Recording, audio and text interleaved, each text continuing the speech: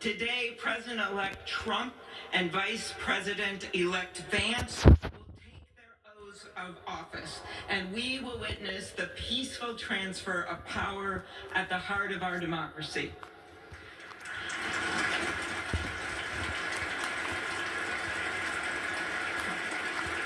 For the past year, I've chaired the inaugural ceremony committee, which includes the leadership of Congress from both parties.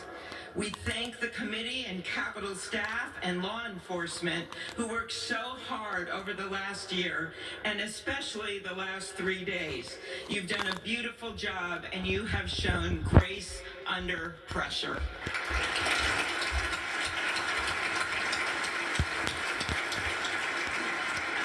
Our theme this year is our enduring democracy.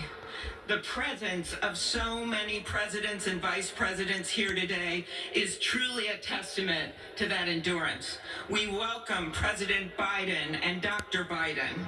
We welcome Vice President Harris and Doug Emhoff, President Obama, President Clinton and Secretary Clinton, President Bush and Laura Bush, Vice President Pence, Vice President Quayle and Marilyn Quayle.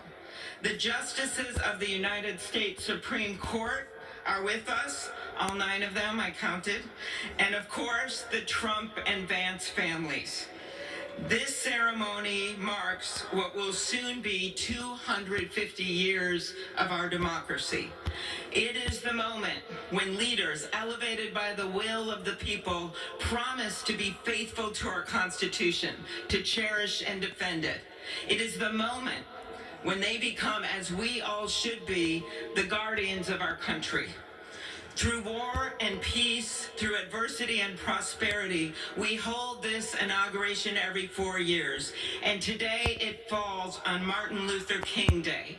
A further reminder that we must strive to uphold the values enshrined in our Constitution, the freedoms, the liberties, and, as is inscribed on the entrance of the United States Supreme Court, equal justice under law.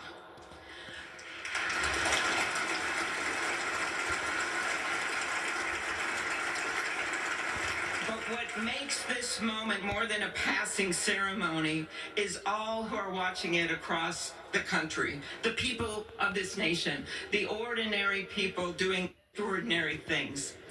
President Kennedy, who at one point worked as a senator in this building and would often walk through this very rotunda, once said, "In a democracy, every citizen, regardless of interest in politics, holds office.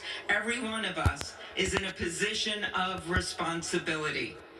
With that responsibility of citizenship comes an obligation not to seek out malice, as President Lincoln once reminded us, but to view others with a generosity of spirit despite our differences.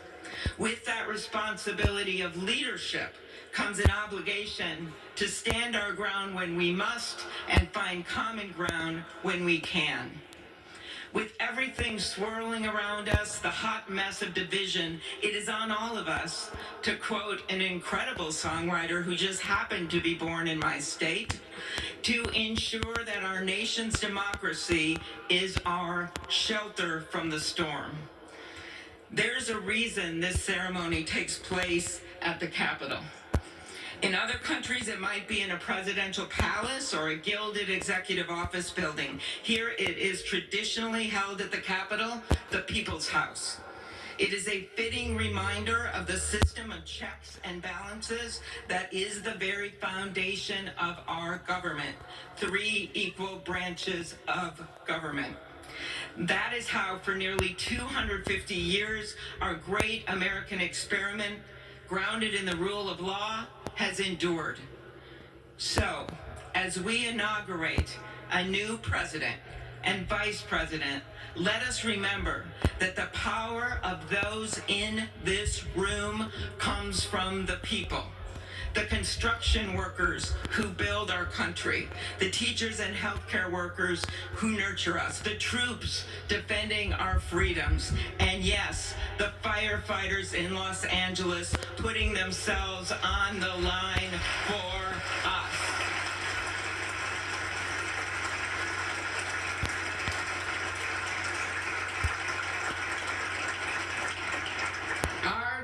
democracy's strength and grit must match theirs.